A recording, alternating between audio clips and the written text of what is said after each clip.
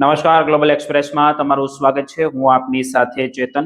આજના અમેરિકાના તારીખ 11 ઓગસ્ટ 2026ના મુખ્ય સમાચારોની વાત કરીએ તો અમેરિકાની કેન્ટ સ્ટેટ યુનિવર્સિટીમાં ઉજ્જવળ ભવિષ્યના સપના સાથે ભારતના એક હોનાર વિદ્યાર્થી સાથે ઓહાયોના હાઈવે પર અચાનક એવું શું બન્યું?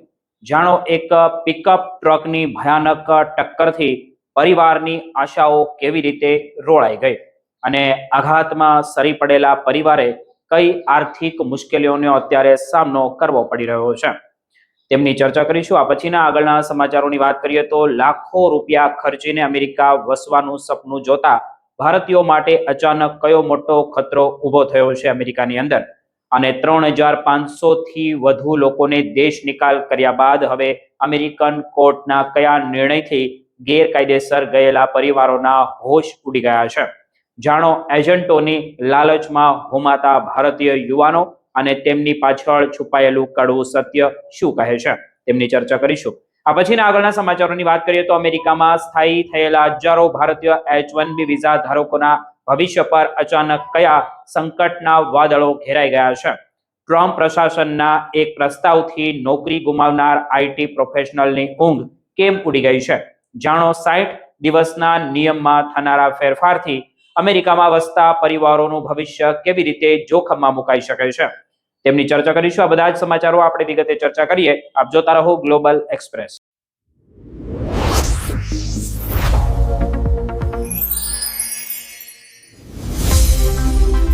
અમેરિકામાં અભ્યાસ કરીને ઉજ્જવળ ભવિષ્ય બનાવવાનું સપનું જોનારા આંધ્રપ્રદેશના એક યુવાન વિદ્યાર્થીનું અમેરિકામાં થયેલા ભયાનક કાર અકસ્માતમાં કરુણ નિધન થતા સમગ્ર પરિવાર પર જાણે દુઃખનો પહાડ તૂટી પડ્યો છે।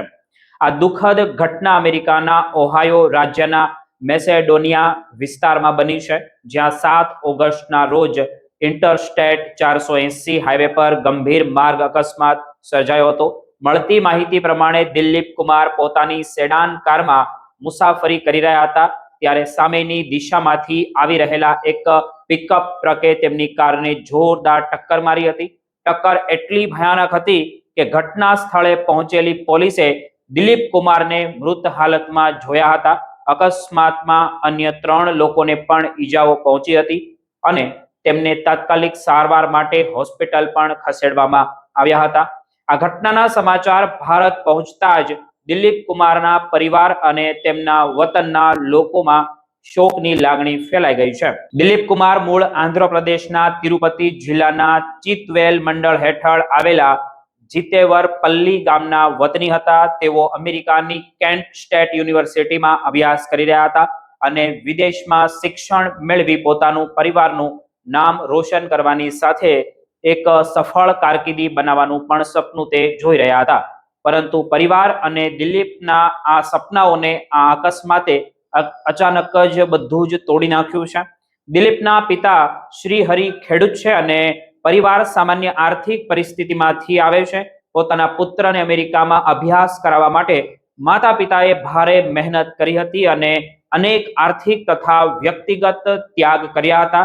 તેમના માટે દિલીપ માત્ર પુત્ર નહોતો, પરંતુ સમગ્ર પરિવારની આશા અને ભવિષ્યના સપનાઓનું કેન્દ્ર હતા। વિદેશમાં અભ્યાસ માટે જવું સામાન્ય પરિવારમાંથી આવતા વિદ્યાર્થી અને તેના માતા પિતા માટે માત્ર શિક્ષણનો નિર્ણય નથી હોતો, પરંતુ તેની પાછળ વર્ષોની બચત, લોન, મહેનત અને અનેક આશાઓ તેની સાથે જોડાયેલી હોય છે। હવે દિલીપના અચાનક નિધન બાદ પરિવાર સામે માત્ર પુત્રને ગુમાવવાનું દુઃખ જ નથી રહ્યું, પરંતુ ભારે આર્થિક મુશ્કેલીઓ પણ તેમાં ઊભી થઈ છે। પરિવાર પર દિલીપના શિક્ષણ માટે લેવામાં આવેલી એજ્યુકેશન લોન ઉપરાંત પર્સનલ લોનનો પણ બોજ હોવાનું સામે આવ્યું છે।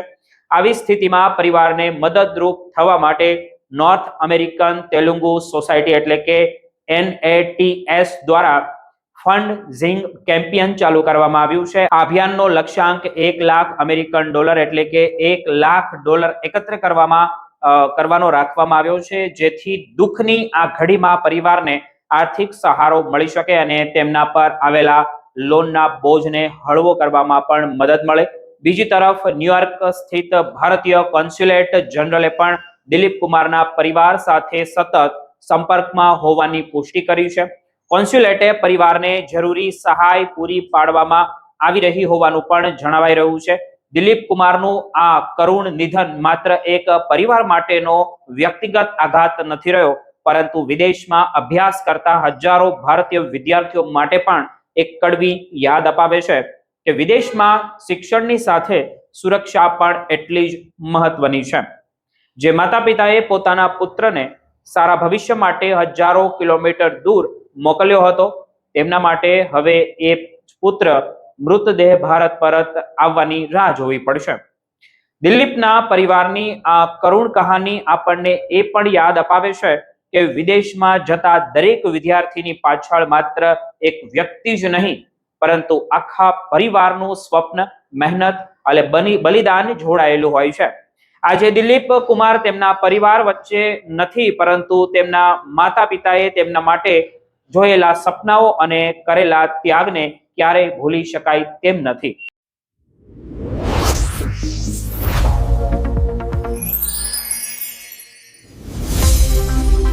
અમેરિકામાં વસવાટનું સપનું જોનારા હજારો ભારતીય પરિવારો માટે હવે એક ચિંતાજનક તસવીર સામે આવી રહી છે. એક તરફ અમેરિકામાં ગેરકાયદેસર ઇમિગ્રેશન સામે કાર્યવાહી સતત કડક બની રહી છે, તો બીજી તરફ અગાઉથી અમેરિકામાં પ્રવેશી ચૂકેલા લોકોના ઇમિગ્રેશન કોર્ટ કેસો હવે અંતિમ તબક્કા પર પહોંચી રહ્યા છે. પરિણામે દેશ નિકાલનો ખતરો પણ અનેક લોકો માટે વાસ્તવિક બની રહ્યો છે. ઉપલબ્ધ આંકડાઓ પ્રમાણે વર્ષ 2023માં અમેરિકામાંથી 617 ભારતીયો ડિપોર્ટ કરવામાં આવ્યા હતા, જ્યારે વર્ષ 2025માં આ સંખ્યા વધીને 3500 થી વધુ થઈ ગઈ હતી. પરંતુ 2026ના પ્રથમ ત્રિમાસિક ગાળામાં જ 400 થી વધુ ભારતીયોના ડિપોર્ટેશનના આંકડાઓ સામે આવ્યા છે અને પ્રથમ અડધા વર્ષમાં આ સંખ્યા 1000ને પાર પહોંચી હોવાનું જણાવવામાં આવી રહ્યું છે. આ સ્થિતિ ખાસ કરીને એવા ભારતીય પરિવારો માટે ચિંતાજનક છે જેઓ અમેરિકામાં કાયમી જીવનનું સપનું લઈને આવ્યા હતા. જો કે અમેરિકાની દક્ષિણ સરહદે ગેરકાયદેસર રીતે પ્રવેશવાના કિસ્સામાં આ ઘટાડો થયો હોવાના અહેવાલો સામે આવી રહ્યા છે, પરંતુ અગાઉના વર્ષોમાં દેશમાં પ્રવેશેલા લોકોના જૂના ઇમિગ્રેશન કેસો હવે કોર્ટમાં અંતિમ નિર્ણય સુધી પહોંચી રહ્યા છે. ખાસ કરીને જેમની અસાયલમ અરજી ફગાવી દેવામાં આવે છે અને જેમને ફાઇનલ રિમૂવલ ઓર્ડર મળે છે, તેમના માટે દેશ નિકાલનો રસ્તો વધુ નજીક આવી જાય છે. આ સમગ્ર મુદ્દે national association of Punjabi in American એટલે કે NAPA દ્વારા અમેરિકાની ઇમિગ્રેશન સત્તાવાળાઓ અને ભારતના વિદેશ મંત્રાલય સમક્ષ ચિંતા વ્યક્ત કરવામાં પણ આવી છે. NAPAનું એવું કહેવું છે કે દરેક દેશને પોતાના ઇમિગ્રેશન કાયદા લાગુ કરવાનો સંપૂર્ણ અધિકાર છે, પરંતુ ડિપોર્ટેશનનો સામનો કરી રહેલા વ્યક્તિને પણ ન્યાયી અને પારદર્શક કાનૂની પ્રક્રિયાનો અધિકાર મળવો જ જોઈએ. ભાષાની અડચણ, વકીલની ગેરહાજરી અને ઝડપથી ચાલતી કોર્ટની કાર્યવાહી જેવી સમસ્યાઓના કારણે ઘણા લોકો પોતાની વાત યોગ્ય રીતે રજૂ પણ નથી કરી શકતા. પરંતુ આ સમગ્ર પરિસ્થિતિનું સૌથી મોટું દુઃખદ પાસું કદાચ ભારતથી શરૂ થાય છે. પંજાબ, હરિયાણા અને સૌથી ખાસ ગુજરાત સહિતના રાજ્યોમાં કેટલાક ગેરકાયદેસર એજન્ટો યુવાનોને અમેરિકા પહોંચાડવાના મોટા વચનો અને દાવાઓ કરે છે. કોઈને ગેરંટીવાળા વિઝા, કોઈને નોકરી અને કોઈને ગેરકાયદેસર રસ્તે અમેરિકામાં કાનૂની સ્ટેટસ આપવાની લાલચ આપવામાં પણ આવતી હોય છે. ઘણી વખત એક વ્યક્તિ પાસેથી $50,000 થી $70,000 સુધીની રકમ પણ લેવામાં આવે છે. આ ઇન્ડિયામાં ગણીએ તો ખાસી રકમ કહેવાય છે. આ પૈસા ભેગા કરવા માટે પરિવારો પોતાની જમીન વેચે છે, ઘર ગીરવે મૂકે છે અથવા ભારે દેવું કરે છે. પરંતુ અમેરિકામાં પહોંચ્યા પછી જો ઇમિગ્રેશન અધિકારીઓની કાર્યવાહી થાય અને વ્યક્તિ ડિટેન્શનમાં જાય અથવા ડિપોર્ટ થઈ જાય તો પરિવાર પાસે પૈસા પણ નથી રહેતા અને અમેરિકાનું સપનું પણ તેનું તૂટી જાય છે. એટલે જ NAPA સહિતના સંગઠનો ગેરકાયદેસર ટ્રાવેલ એજન્ટો અને માનવ તસ્કરીના નેટવર્ક સામે કડક કાર્યવાહી કરવાની પણ માંગ કરી રહ્યા છે. નુકસાન ખરેખર અમેરિકા પહોંચ્યા પછી શરૂ થતું નથી. નુકસાન તો તે દિવસથી જ શરૂ થઈ જાય છે જ્યારે ભારતમાં પરિવાર પોતાની વર્ષોની બચત, જમીન અથવા ઘર વેચીને કોઈ એજન્ટને પૈસા આપી દેતું હોય છે. આવી સ્થિતિમાં ભારતના રાજદ્વારી અધિકારીઓ અને અમેરિકાની ઇમિગ્રેશન એજન્સીઓ વચ્ચે વધુ સારો જે વાત થાય તે જરૂરી બની જાય છે, જેથી ડિટેન્શનમાં રહેલા ભારતીયોને યોગ્ય કોન્સ્યુલર એક્સેસ અને ઓળખની ચકાસણી અને કાનૂની સહાય સુધી પહોંચી શકે. બીજી તરફ અમેરિકામાં પહેલેથી જ ગ્રીન કાર્ડ ધરાવતા લોકો માટે પણ નવી ચકાસણી ચિંતાનો વિષય બની રહી હોય તેવું આપણે બધા અત્યારે હાલમાં જોઈ રહ્યા છીએ. ખાસ કરીને જ્યારે ગ્રીન કાર્ડ ધારકો અમેરિકન નાગરિકતા માટે અરજી કરે છે ત્યારે તેમની ઇમિગ્રેશન હિસ્ટ્રી અને અન્ય વિગતોની વધુ કડક તપાસ પણ થઈ રહી હોવાના અહેવાલો સામે આવ્યા છે. તેથી અમેરિકામાં રહેતા ભારતીયો માટે સંદેશ એકદમ સ્પષ્ટ છે કે ગેરકાયદેસર શોર્ટકટથી દૂર રહો, એજન્ટોના ખોટા વચનો પર વિશ્વાસ ન કરો અને કોઈ પણ ઇમિગ્રેશન પ્રક્રિયા માટે કાયદેસર તથા ચકાસાયેલો માર્ગ જ પસંદ કરી શકાય. કારણ કે અમેરિકાનું સપનું જોવું ખોટું નથી, પરંતુ ખોટા રસ્તે એ સપનું મેળવવાની કિંમત ક્યારેક આખા પરિવારને વર્ષો સુધી મુશ્કેલીમાં મૂકી શકે છે.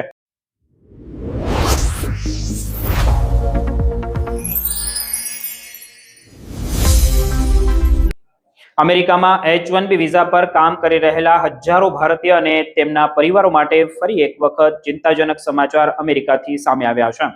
ટ્રમ્પ પ્રશાસન H-1B સહિત કેટલાક નોન ઇમિગ્રન્ટ્સ વર્કર્સને નોકરી ગુમાવ્યા બાદ મળતા 60 દિવસના ગ્રેસ પિરિયડને નાબૂદ કરવાની દિશામાં આગળ વધી રહ્યું હોવાના અહેવાલો સામે આવ્યા છે. ડિપાર્ટમેન્ટ ઓફ હોમલેન્ડ સિક્યુરિટી એટલે કે DHS દ્વારા આ અંગેની દરખાસ્ત વ્હાઇટ હાઉસની office of information and regulatory affair એટલે કે OIRA સમીક્ષા માટે મોકલવામાં આવી હોવાના જણાવવામાં આવી રહ્યું છે. જો કે અહીં સૌથી મહત્વની વાત તો એ છે કે આ હજુ અંતિમ નિયમ નથી થયો અને 60 દિવસનો ગ્રેસ પીરિયડ હાલ પણ હજી લાગુ છે. પરંતુ જો આ દરખાસ્ત આગળ વધે છે અને અંતિમ નિયમ બની જાય છે તો અમેરિકામાં નોકરી ગુમાવનારા H-1B ધારકો માટે પરિસ્થિતિ અત્યંત ગંભીર પણ બની શકે છે. હાલમાં H-1B વિઝા પર કર્મચારીની નોકરી અચાનક જતી રહે છે તો પાત્ર કર્મચારીને સામાન્ય રીતે મહત્તમ 60 દિવસનો સમય મળે છે અથવા તેના અધિકૃત સ્ટેટનો બાકી રહેલો સમય જો ઓછો હોય તો એટલો સમય મળે છે. આ સમય દરમિયાન કર્મચારી નવી નોકરી શોધી શકે છે અને નવો એમ્પ્લોયર H-1B ટ્રાન્સફર અથવા તો અન્ય યોગ્ય ઇમિગ્રેશન પ્રક્રિયા આગળ વધારી શકે છે. પરંતુ જો આ સુરક્ષા જ હટાવી દેવામાં આવે તો નોકરી ગુમાવવાની ક્ષણથી જ H-1B વર્કર્સ સામે ઇમિગ્રેશન સ્ટેટસનો મોટો પ્રશ્ન ઊભો થઈ શકે છે. આ ચિંતા એટલા માટે પણ ગંભીર છે કારણ કે અમેરિકામાં નવી નોકરી શોધવી હંમેશા થોડા દિવસોની પ્રક્રિયા હોતી નથી. પહેલા રિઝ્યુમ મોકલવો પડે છે, પછી રિક્રુટમેન્ટ સાથે વાતચીત, એકથી વધુ ઇન્ટરવ્યુ, ટેકનિકલ રાઉન્ડ અને સેલેરી નેગોશિએશન અને બેકગ્રાઉન્ડ ચેક અને ત્યારબાદ ઇમિગ્રેશન પ્રક્રિયા. આ સમગ્ર પ્રક્રિયામાં અઠવાડિયા કે ક્યારેક તો મહિનો પણ લાગી શકે છે. ઘણી વખત ઉમેદવાર અંતિમ તબક્કા સુધી પહોંચી જાય છતાં કંપની હાયરિંગ ફ્રીઝ કરી દે તો અથવા બજેટમાં જે કારણે ખાલી જગ્યા બંધ કરી દેવામાં આવે તો આવી સ્થિતિમાં 60 દિવસ પણ પડકારરૂપ બની શકે છે. જો આ સમયગાળો ઘટાડવામાં આવે અથવા સંપૂર્ણપણે દૂર કરવામાં આવે તો H-1B વર્કર્સ પર દબાણ કેટલું વધશે તે સમજવું પણ મુશ્કેલ બની જાય છે. સાથે મોટી અસર ભારતીય પરિવારો પર પણ પડી શકે છે કારણ કે અમેરિકામાં H-1B પ્રોગ્રામનો સૌથી મોટો હિસ્સો ભારતીય પ્રોફેશનલ્સ ધરાવે છે. ઘણા ભારતીયો વર્ષોથી અમેરિકામાં રહીને પોતાનું ઘર ખરીદી ચૂક્યા છે અને મોર્ગેજ ચૂકવી રહ્યા છે. બાળકોને અમેરિકામાં સ્કૂલ કોલેજમાં ભણાવી રહ્યા છે અને આખું જીવન ત્યાં ગોઠવી ચૂક્યા છે. આવી સ્થિતિમાં અચાનક નોકરી જતી રહે અને નવી નોકરી શોધવા માટે પૂરતો સમય ન મળે તો માત્ર વ્યક્તિની કારકિર્દી જ નહીં પરંતુ આખા પરિવારનું ભવિષ્ય મુશ્કેલીમાં મુકાઈ શકે છે. H-4 સ્ટેટસ પર રહેલા જીવનસાથી અને બાળકો માટે પણ આ સ્થિતિ ચિંતાજનક પણ બની શકે છે.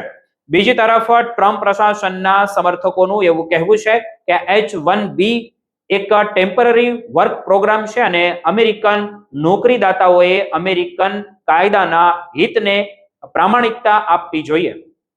ઇમિગ્રેશન વિરોધીઓનો આરોપ એવો છે કે વિદેશી વર્કર્સને કારણે કેટલીક જગ્યાએ અમેરિકન કર્મચારીને નુકસાન થયું છે અને તેથી નિયમો વધુ કડક બનાવવાની જરૂર છે. પરંતુ ઇમિગ્રેશન સમર્થકોનું કહેવું છે કે કાયદેસર રીતે કામ કરી રહેલા કુશળ વિદેશી કર્મચારીને માત્ર નોકરી જતી રહેતા તરત જ દેશ છોડવાની સ્થિતિમાં મૂકવી અત્યંત કઠોર નીતિ બની શકે છે. ખાસ કરીને આજના અનિશ્ચિત જોબ માર્કેટમાં લે ઓફ કોઈ પણ સમયે થઈ શકે છે. તેથી H-1B કર્મચારી માટે નોકરી ગુમાવવી માત્ર પગાર બંધ થવાનો પ્રશ્ન નથી, પરંતુ તેની સાથે ઇમિગ્રેશન સ્ટેટસ, પરિવારનું ભવિષ્ય, ઘર, બાળકોનું શિક્ષણ અને વર્ષોથી અમેરિકામાં બનાવેલું જીવન પણ જોડાયેલું છે. જો કે ફરી એક વાર સ્પષ્ટ કરવું ખૂબ જરૂરી છે કે 60 દિવસનો ગ્રેસ પીરિયડ હજુ રદ થયો નથી અને આ માત્ર એક પ્રસ્તાવિત ફેરફાર છે. હવે આગળની જે નિયમકારી પ્રક્રિયા શું નિર્ણય લે છે તેના પર હજારો H-1B ધારકોની નજર છે. જો આ પ્રસ્તાવ અંતિમ નિયમ સુધી સ્વરૂપ લઈ લેશે તો અમેરિકામાં નોકરી ગુમાવનારા ભારતીય H-1B વર્કર્સ માટે દરેક દિવસ અત્યંત મહત્વનો બની શકે છે અને વર્ષોથી અમેરિકામાં સ્થાયી થયેલા પરિવારો માટે નોકરીની સુરક્ષા સાથે ઇમિગ્રેશન સ્ટેટસની સુરક્ષા પણ સૌથી મોટો પ્રશ્ન બની શકે છે.